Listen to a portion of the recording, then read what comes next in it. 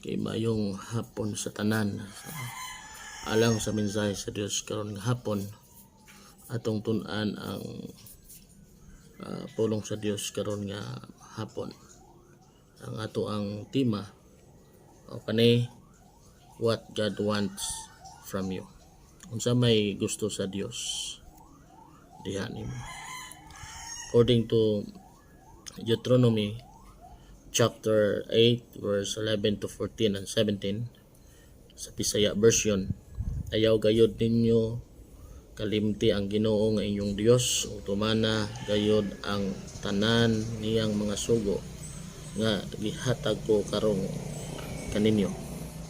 Kung makabato na kamo og mga busog na og makahimo na kamo matahom nga mga balay og magpuyo na niini, kung ang inyong kahayupan og mga plata og bulawan ug ang tanan ninyong kabutangan mudaghan na, ayaw gayud kamo pagarbo. Ayaw kalimti ang Ginoo nga inyong Dios nga maoy nagkuha kaninyo gikan sa Ehipto diin naulipon kamo. So klaro igsuon ang sulti sa pulong sa Dios nga sa kinabuhi sa tawo daghan man mga pagsulay, daghan kayog mga kalisdanan, ug ang Dios anaa ni ana tanan nagatabang andam siya sa pagtabang kanato. Aban sa panahon nga kita kuhaon na hawason sa Dios sa mga kalisdanan, ingon siya kung naana kita sa pagkahamugaway, dili nato kalimtan ang Dios.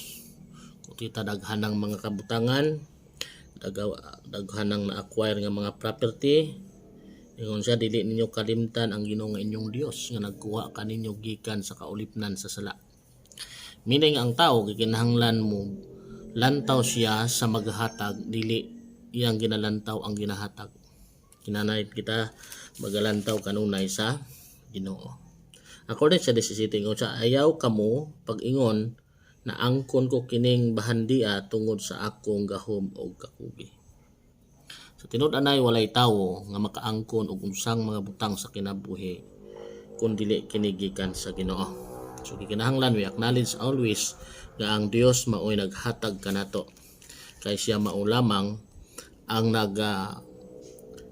maoy may nakahibalo sa tanan nga unsa ang atuang dangatan yaning kalibutan. According to Jeremiah chapter 29 verse 11, ako lamang ang nasayod sa akong mga laraw alang kaninyo, sa paghimo kaninyong mauswagon inay maalaot, o paghatag kaninyo kaugmaon nga inyong gipangandoy. So ang Dios gahatag ana tanan. Tanang mga butang ana kanimo karon iya sa Dios. Dili na pinaagi sa imong kakugi, dili na pinaagi sa imuhang kagamhanan, sa imong kusog, kundi kana siya tanan mga butang naabot na paanaa kanimo kay tungod kana siya iya sa Ginoo. Sometimes pa ang tao nakalimot sa Ginoo tungod siya humugaway na gamiton sa Dios usay sa atong kinabuhi ang mga disappointment. Sometimes God use that disappointment sa atong kinabuhi in order for us to catch our attention. God use failure, accident, unsa pa mga butang nga makapahimata kanato sa maong sitwasyon. Usa ka saying sa nagaingon, a full stomach leads to all kinds of sin. When all of a person needs are met, he trend to forget God. Tahan kayo pag nga busog ta natasama yung kahimtang, then ingon siya malimot sa Ginoo. Ang maayong kahimtang, ang relax, usa ka pamaging usahay makalimot sa Dios. Pagka tao lay problema, dali niya kayo kalimtan ng Ginoo. Pag nasa kamugaway, nasa mayong kahimtang, mayong kondisyon, usahay ang tao mutawag, dili mutawag sa Dios. Sama sa duha ka tawo nga nalunod, si Oliver ug si Mark. Nalunod sila o nagkapot sila sa usa ka kahoy nga nagpalutaw-lutaw sa dagat. Suddenly si Mark nagasulti siyang kagalingon nga muampo sa Ginoo, maayo sa kapasayloanan siya mga sala para nga luwason siya sa Dios. O tagaan siya sa Dios ug higayon nga maluwas sila. Sa diyang nag-ampo siya ug nangayo sa kapasayloanan sa Ginoo, kalit lang nakita ni Oliver nga naay barko paingon nila. Si Oliver ngayon siya ayaw na ampo, nanay barko nga magluwas nato. So munang rason nga si Mark naundang sa mga pag-ampo. Sometimes atong kinabuhi, muampo ta sa Dios tungod na ta sa kalisdanan, na ta sa kapipitaan, na ta sa butang sa din nagkalisod-lisod, apan kung naa ta sa kahamugaway, makalimot ta diha sa Ginoo. So ang Dios na ay kinaginahanglan nimo. Number 1, ikinahanglan sa Dios ang imuhang atensyon. 100% atensyon. Meaning nga tagag atensyon ang Dios, tagag higayon, tagaig time, tagaig panahon. Not just mura kag maglingi-lingi raw maglimot-limot, tagaig higayon ang Ginoo. God needs your attention. Dili ang Dios ang mura siya kulang sa pansin, pero ang Dios nagalantaw siya nga kung wala kay atensyon para sa Ginoo, magkaingon-ingon ang imong kinabuhi pa sa walahing panahon. Para sa imong kaayuhan, kanunay ang ginalantaw sa Ginoo. That's why give God attention na lang sa imong kinabuhi. According to Psalms 50:22, pamatian ninyo kini kamong mga wala magtagad kanako, kay kun dili laglagon ko kamo o walay makaluwas kaninyo. Kung ang tao magpabilin nga walay pagtagad, dili mo hatag atensyon sa mga sugo sa Dios o sa mga pamaagi sa Dios nga na siyang kinabuhi, moabot ang panahon nga laglagon ka sa Ginoo. Ano man, the reason why God created you or the purpose why created man in order nga ang tawo musugot og mutuman sa sugo sa Dios. Ano sa pinaka-purpose nga naa ka sa kalibutan. And then, kung wala ka nagtagad sa mga sugo sa Dios, wala kay pakialam sa mga kabubuton sa Dios alang sa imong kinabuhi, maabot ang panahon nga i-cut off ka sa Ginoo. Sama ka sa usa ka sanga sa kahoy nga walay bunga. Sa dihang ang kahoy walay bunga, ang buhaton ko ni putlon. Unya sa libay, malaya kini. Ug sa ding malaya siya, sunugon siya ngadto sa kalayo. Ingon ana usab ana siyang kahimtang sa tawo nga sa diin walay pagtagad sa Dios sa iyang kinabuhi. Sometimes God use disappointment para mahibaluan nimo ang mga tunay nga kalipay gikan sa imong pagpakigrelasyon kaniya ug dili sa mga material nga mga butang. Sometimes ang tao mo lantaw sa mga material.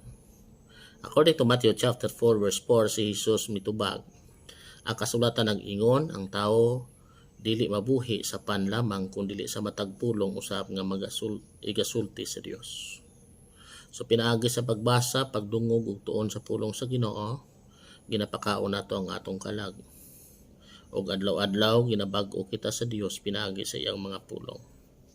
Pulong sa Dios mao ang atong pundasyon sa atong pagkinabuhi isip mga Kristohanon og iyang isip Kristohanon diha sa pag-alagad sa Ginoo. So kung makapadayon ka sa pag-alagad sa Dios, give total attention sa Dios. Number 2, He wants our love. Gusto sa Dios nga ikaw mo higugma kaniya. According to Marcos chapter 12:30-31, ikinahanglan nga higugmaon mo ang Ginoo nga imong Dios sa tibok mong kasing-kasing, sa tibok mong kalag, sa tibok mong salabutan ug sa tibok mong kusog. Muna pinakasugo sa Dios. Ang tuwali ang gugma is ang pinaka pundasyon. Ang sugo sa Dios ang pinaka pundasyon ang gugma. To love the Lord your God with all your heart and with all your soul and with all your strength. Ipadala sa amahan ang iyang anak tungod sa dako niyang gugma. Bisan kita makasasala kaniadto apan karon gihigugma kita sa Dios. Ipadayag sa Dios ang iyang gugma tungod kay kita is maayo. Tungod ba kita ay maayo? Tungod ba kita is matarong dili? Ipadayag sa Dios ang iyang gugma tungod kay siya Dios nga mahigugmaon. Tungod siya ang Dios nga sa diin nagpakita sa iyang gugma bisan mga kaaway kita niya. So that is why karong magiluwas kita sa Dios ug nakahibalo sa kamatuoran, Kikinahanglan ang tao maghigugma diha sa Ginoo. Sa tibok mong kalag, kusog, o sa tibok nimong salaputan. Ang sunod mao kini, higugma ang imong isigatawo sama sa imong kaugalingon. Wala nay sugo nga labi pang mahinungdanon kay niining duha. So ang 10 Commandments nalangkob ngadto sa duha. Una-una, paghigugma sa Dios, ug ang ikaduha mao ang paghigugma sa atong isigatawo. Ano man dili pwede nga maghigugma ka sa Dios din wala kay paghigugma sa imong isigatawo. According to 1 John, ingon siya, baka ako ni bisan kinsa nga magasulti maghigugma sa Dios apan nagadumot siyang isigatawo. Unsa niya paghigugma sa Dios nga dili niya makita apan nagadumot siya sa iyang isigatawo. So dati siya baka ako kuning tawhana wala siya tinudanan naghigugma sa Dios. 1 John 4:19, naghigugma kita kay ang Dios man ang unang naghigugma kanato. Dili kita mo unang nangita sa Dios. Dili kita mo unang naghigugma sa Ginoo, kundi ang Ginoo mao naghigugma kanato pag-una. So this is why ang tao ato ang hangyon ang Dios. Nga sa diin makabaton kita paghigugma nga tinud-anay diha sa iyaha, lakip na sa atong pag-alagad sa Ginoo. According to Jeremiah chapter 17 verse 9, kinsa may makatukib sa kasing-kasing sa tao, walay mo labaw niini sa kalimbungan. Sa ang tao pag tabangan sa Dios tinud-anay dili ka kahigugma sa Dios. Pwede ka makasulti sa imong baba nga hallelujah, praise the Lord, pero tinud-anay sa imong kasing-kasing halayo. Sama ni Kristo nagasulti siya nga kaning mga tawhana sa mga Parisiyo yang gisultian. Kaning mga tawhana nagpasidungog kanako sa ilang mga ngabil apan ang ilang kasing-kasing halayo kanako. Pwede mahitabo na kanimo kanako kunatong tanan. That's why we need to pray. Natudluan kita sa Dios sa paghigugma diha kaniya nga matinud-anon. So ang pag-alagad sa Dios mo unang pamaagi nga kita nagasunod o kita na ay pagtuon sa Dios o kita nagatuman sa sugo sa Dios. So dapat tumanon ang sugo sa Dios. To love the Lord your God with all your heart and with all your soul. According to Romans chapter 3 verse 10 to 11, kay ang kasulatan nag-ingon, wala gayoy tawo nga nakasabot o nangita sa Dios. Ang tanan namiya sa Dios ug nahimo silang dautan. Walay bisan unsang nagbuhat og maayo, wala bisan unsa. So ang tanan nakasala. Sa atong hunahuna, panglantaw, pagbuhat, nakasala kita tubangan sa Ginoo. Wala ni bisan unsa nga nangita sa Dios o wala ni bisan unsa nangandoy sa mga matarong. Ang tanan nga ginapanglandoy sa tao, desire sa tao, puro dautan, tubangan sa Dios. That's why gikinahanglan nga ipausab sa Dios ang atong mga pangunahuna. According to 1 John 4:8, ingon siya, walay nagigugma sa iyang isigatawo. Wala nakailas sila sa wala makaila sa Dios kay ang Dios gugma man. Ang wala magigugma sa iyang isigatawo, wala makaila sa Dios. Kay ang Dios gugma man. So, ang Dios na kinahanglan sa atong gugma. Ang imong gugma sa pag-alaga. Ang imong gugma sa pagbasa sa iyang mga pulong. Ang imong gugma sa pag-exulti kanila. So, ang gugma sa tinud-anay, naghulagway ka na sa isang imong paghatag og panahon, time, sa Ginoo.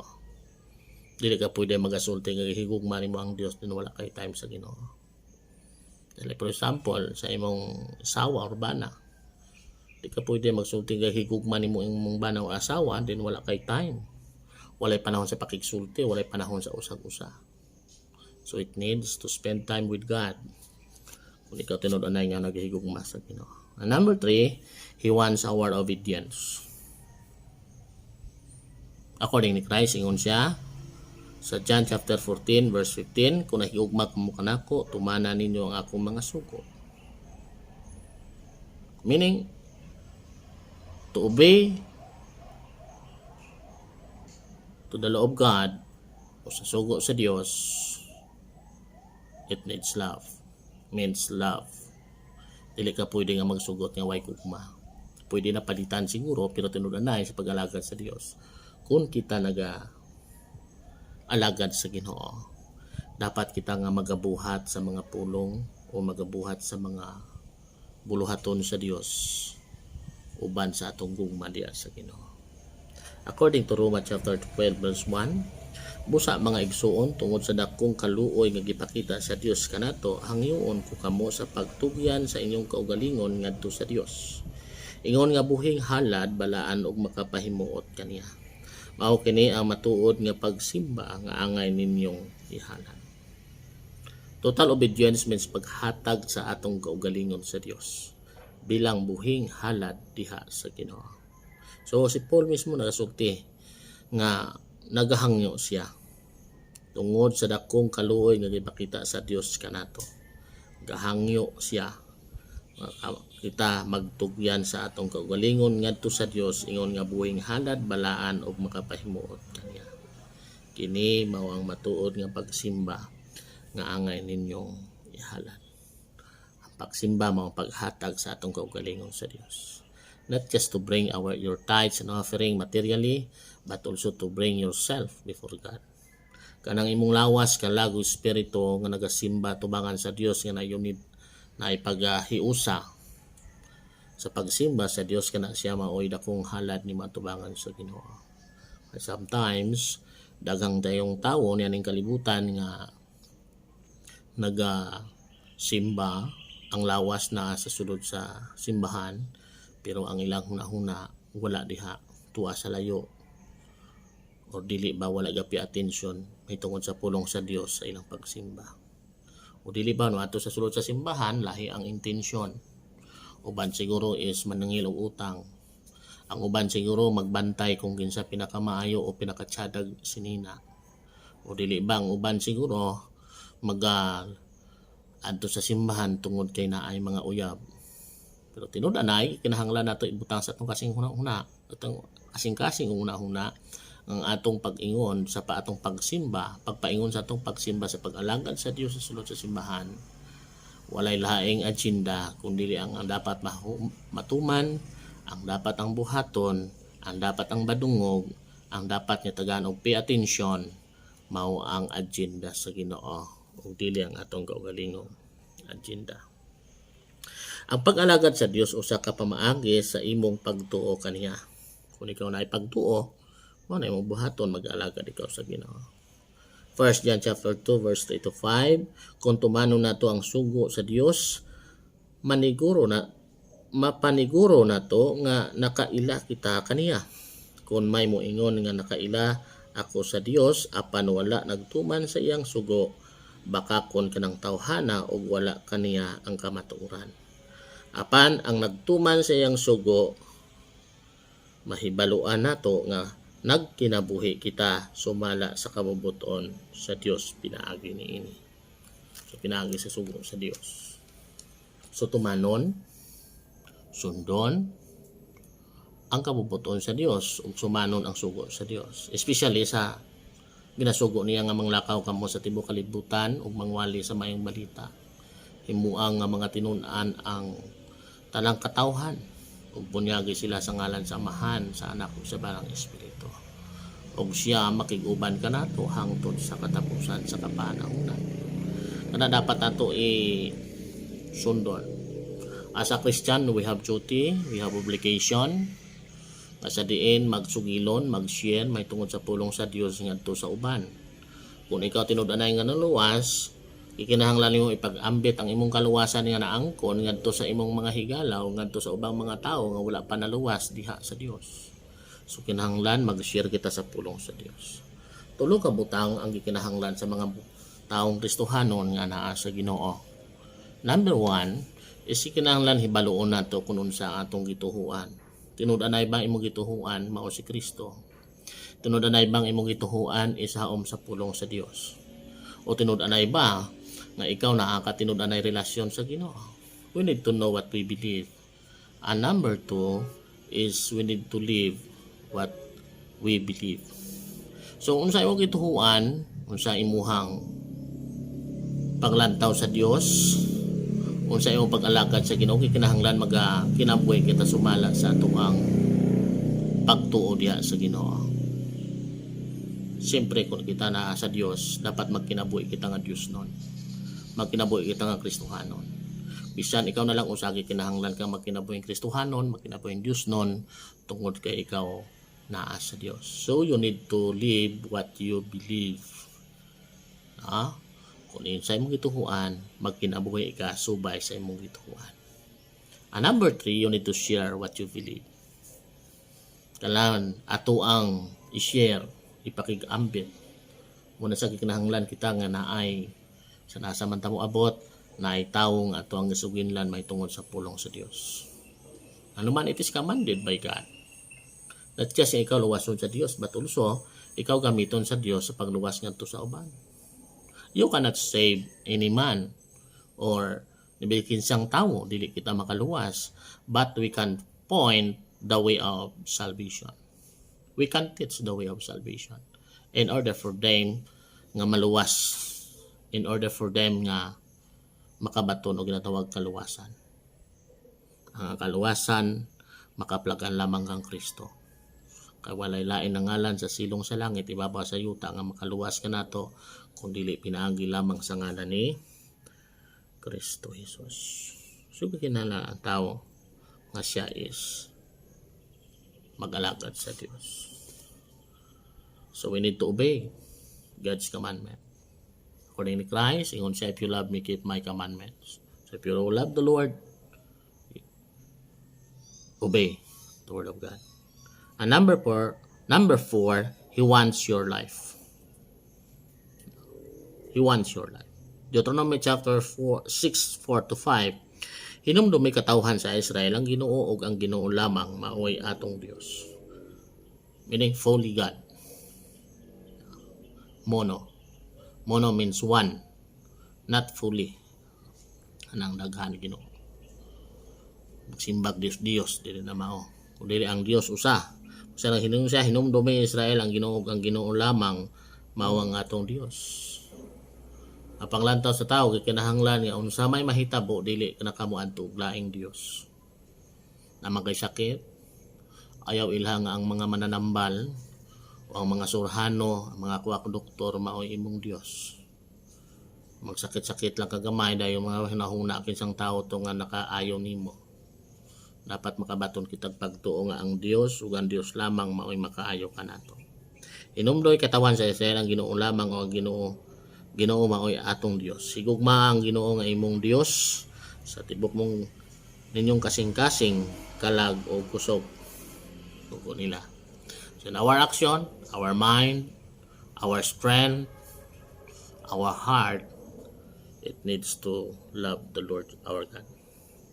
Say gusto kita magbuhat sa mga iya sa relihiyon nga buhat.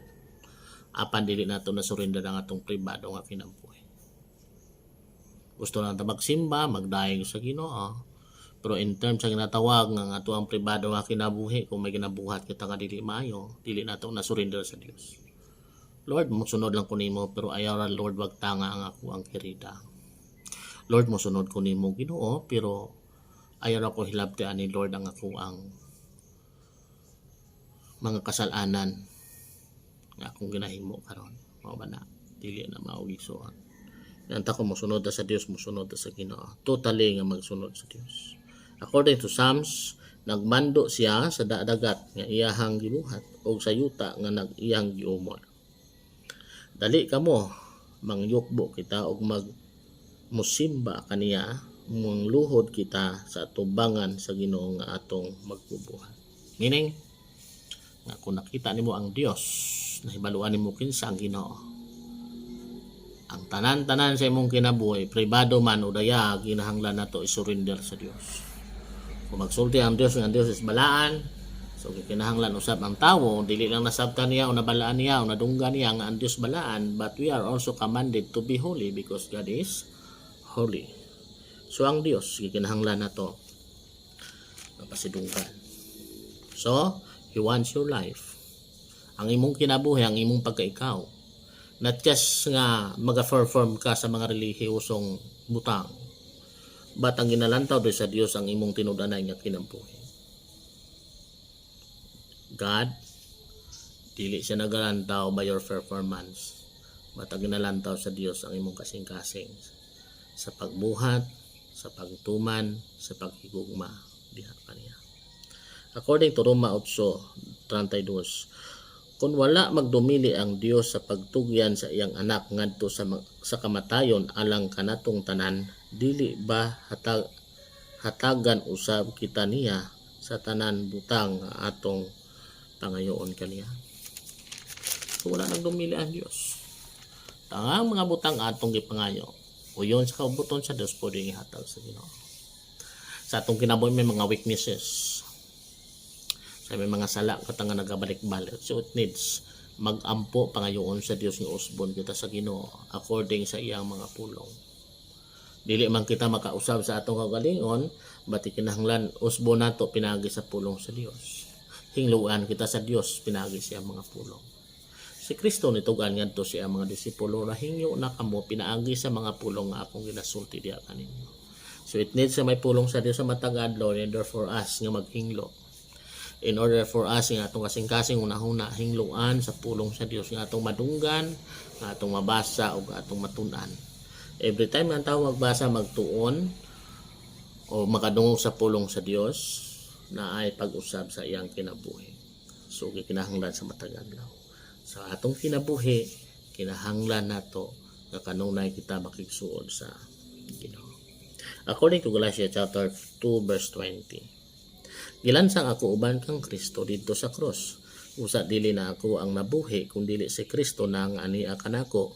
O kining kinabuhi ako karon nga akong gikinabuhi diha sa akong pagtuo sa anak sa Dios nga naghigugma ug nagtugyan sa iyang kaugalingon alang kanako.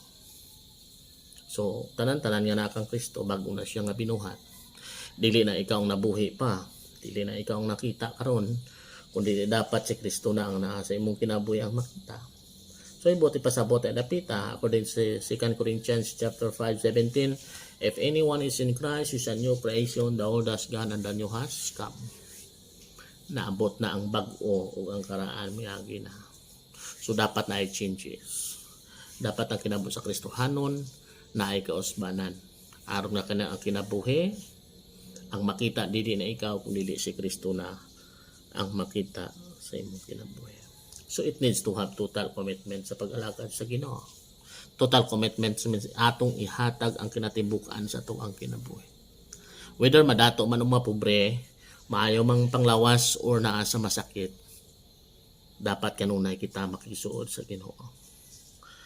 Half-hearted commitment isn't commitment. To be committed to God means to give God everything. That's why He asks for it all. Ano yung rason ano nangutana siya kanimo. And number 5, He wants to have a relationship with you. Gusto sa Dios nga makabaton kita og relasyon diha kaniya. O gusto usab sa Dios nga makigrelasyon dinhi kanato. Muna gusto sa Ginoo sa ato kinabuhi. O sa ato pa nga ang tawo, we need to have intimate relationship with God by giving time for Him. Nga maghatag kita og panahon diha kaniya. According to John chapter 3 verse 16. Kay gihigugma pag-ayo sa Dios ang kalibutan sa bagay ang gihatag iyang bugtong anak na bisan kinsa nga magatuo kaniya dili malaglag kundi makabaton hinuog kinabuhing walay katapusan. Kay wala gipadala sa Dios ang iyang anak sa nganhi sa kalibutan aron pagsilot kundi aron pagluwas niini. Ang intention sa Dios why He gave His Son for us. The intention of God to save us. To buy back us. Nga ma-redeem, maluwas, mapasag uli kita niya diha sa iyahang kaugalingon. Kaya nahilayo kita tungod sa atong mga kasalanan. Tungod sa kasalanan nato nahilayo kita sa Dios. Kaya ang tanan nagpakasala og nahilayo sa himaya sa Dios. Apan ang kanabuhing walay katapusan makaplagan lamang di ang Kristo nga atong Ginoo. According to Romans chapter 3 verse 20, sanglit ang tanan nagpakasala og nahilayo sa himaya sa Dios. Naputol, nahilayo, napahilayo sa Ginoo tungod sa kasalanan. So sa ato paigsoon ang kasalanan, usa ka pamaagi nga kita mahilayo sa Dios. Wala nay lain pa ang sala. So sa Kristohanon, dapat naa si Kristo sa atong kinabuhi in order for us to stop sinning. Kaya ang iyahang grasya mo'y naghatag ka natong kagahom sa dili na pagpakasala, according to Titus. Romans chapter 6:23, kay ang bayad sa sala mao ang kamatayon, apan ang gasa sa Dios mao ang kinabuhing walay katapusan nga naa kang Kristo nga atong Ginoo. Ang bayad sa sala mao ang kamatayon. Mo hinungdan ang tawo mamatay, ug mo hinungdan ang tawo kinahanglan mamatay para siya nga makabaton og bag-ong kinabuhi. So si Kristo usab nagpakamatay tungod og alang kanimo ug kanako. Apan bisan tinuod nga siya namatay, apang tinuod si Kristo namatay, apan sa pagkatinuod si Kristo usab nabanhaw. So ni bisan kinsa nga tawo nga nagato kang Kristo, bisan siya mamatay, apan naay pagkabanhaw. John 1:12, apan sa tanan nga midawat ug mituo kaniya, sila gihatagan og katungod nga mahimong anak sa Dios. Ang gusto sa Dios sa atong mga kinabuhigsoon na ikaw mahimo niyang anak. Mahimo ikaw nga mga membro sa dako nga panimalay sa Dios. Siya mahimo natong Ginoo ug ikaw mahimo niyang anak. Gusto sa Dios nga mahimo kita niyang katawhan ug kita siya mahimo natong Dios. So unsay gusto sa Dios alang kanimo? Number 1, He wants our attention. Number 2, He wants our love. And number 3, He wants our obedience. And number 4, He wants your life. And number 5, He wants to have a relationship with you. So muna sa mga butang, gusto sa Dios para sa matag usa sa atong kinabuhi. Salamat ug ang Dios magapanalangin kanatong tanan.